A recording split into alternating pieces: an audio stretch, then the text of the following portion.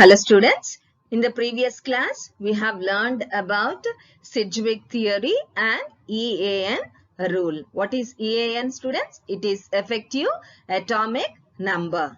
Okay, so there we have learned that few complexes they do not obey EAN rule and few complexes they obey EAN rule. Okay, so in this class we will be learning about the complexes which obey EAN rule, and also we will see some complexes which doesn't obey EAN rule. Okay, so first is the table here of some complexes which obey effective atomic number rule. Okay, so I have made a table with the columns, name of the complex, atom, that is central metal atom with the atomic number, a number of electrons lost in the formation of the complex ion, and electrons donated or contributed by the ligands, and the last column is effective atomic number.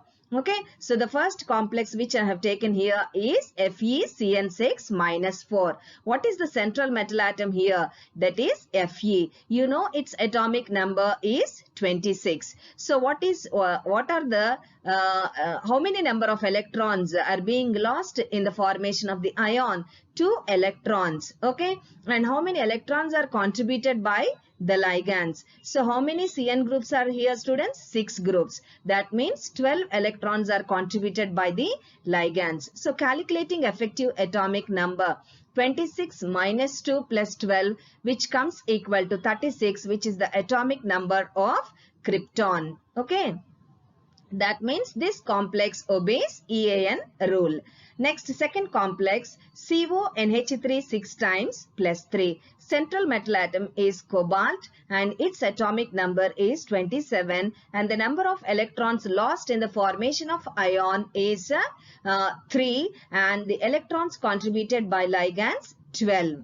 Okay, so why? Because there are 6 NH3 groups, and that means 12 electrons are donated by the 6 NH3 groups. Calculating effective atomic number, 27 minus 3 plus 12, it comes equal to 36, which is the atomic number of krypton. So this complex also obeys effective atomic number rule. Next, coming to third complex, NiCO4.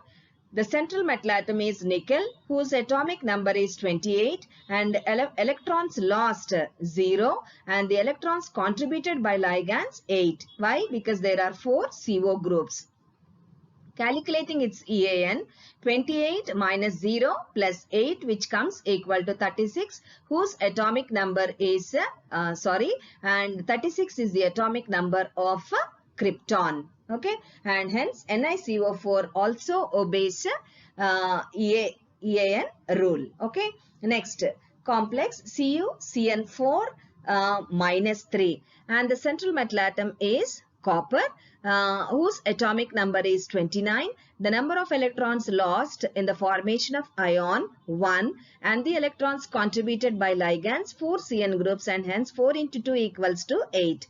Calculating its EAN, 29 minus 1 plus 8, it is equal to 36. This is the atomic number of krypton. Hence CuCN4 minus 3 also obeys EAN rule. Next complex I have taken here, PdNH36 plus 4. Okay, and the central metal atom is Pd, that is palladium, and whose atomic number is 46, and the number of electrons lost are 4. Electrons contributed will be 12, and hence its effective atomic number will be 46 minus 4 plus 12, which comes equal to 54. This is the atomic number of xenon. Okay, hence this complex also obeys EAN rule. Okay, students. Next, CdNH3 4 times plus 2. Okay, central metal atom is cadmium. Its atomic number is 48. Electrons lost in ion formation are 2, and electrons contributed by ligands 8. Its effective atomic number, 48 minus 2 plus 8 is equal to 54. It's the atomic number of xenon. Hence, this complex also obeys EAN rule. Okay, clear students? Have you seen how I calculated effective atomic number? So how to calculate? Atomic number of the central metal minus number of electrons lost in ion formation plus number of electrons contributed by ligands gives us the effective atomic number. These are few complexes which obey EAN rule. Okay, students? Fine. Next, complexes not obeying EAN rule. The first complex, FeCN6 minus 3, central metal atom Fe, its atomic number 26, electrons lost in ion formation 3, electrons contributed by ligands 12. Calculating its EAN, 26 minus 3 plus 12 is equal to 35. Okay. Next, CrNH36 plus 3, central metal atom Cr, chromium, its atomic number 24, electrons lost in ion formation 3, number of electrons contributed by ligands 12. Calculating its EAN, 24 minus 3 plus 12 is equal to 33. So this is also not obeying EAN rule. Next, NiNH3 6 plus 2, central metal atom nickel, its atomic number 28, electrons lost in ion formation 2, electrons contributed by ligands 12. Calculating its EAN, 28 minus 2 plus 12 is equal to 38. This is also not obeying EAN rule. Next complex, NiCN4 minus 2. Central metal atom is nickel. Its atomic number 28. Electrons lost in ion formation 2. Electrons contributed by ligands 8. And effective atomic number 28 minus 2 plus 8 is equal to 34. This is also not obeying EAN rule. Next complex, PdCl4 minus 2, central metal atom Pd, its atomic number 46, number of electrons lost 2, number of electrons contributed 8, and hence EAN will be 46 minus 2 plus 8, which is equal to 52. Okay, so 46 minus 2 is 44 plus 8 is 52. Okay, students, this is also not obeying EAN rule.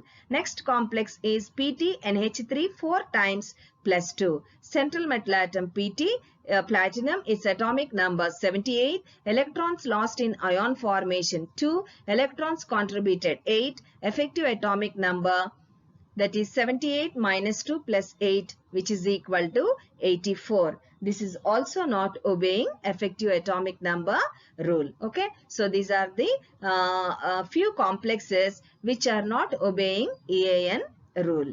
Okay, students, clear? So it's very easy calculating EAN. Atomic number of the central metal atom minus number of electrons lost in the ion formation plus electrons contributed by ligands. Okay, so this formula can give you the effective atomic number of the complexes. Okay, clear?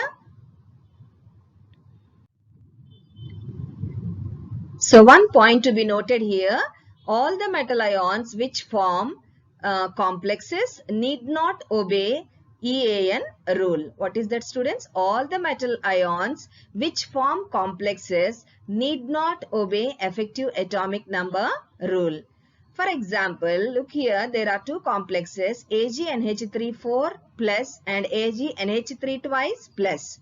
Among these two complexes, the first complex obeys EAN rule, but still it is unstable, whereas the second complex doesn't obey EAN rule, but even then it is stable. Okay, so all the metal ions, kindly note this point, students, all the metal ions which form complexes need not obey EAN rule.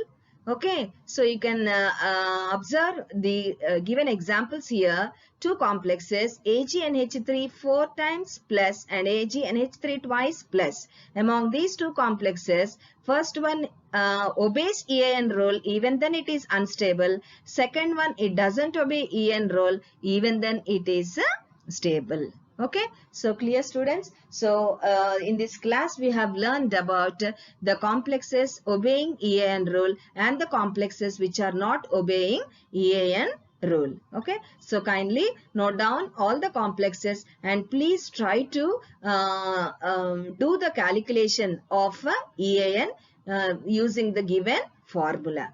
Okay, clear students? Hope I made this class and all the points clear to you. Write down the two tables and please learn calculating effective atomic number of various complexes. Okay, thank you.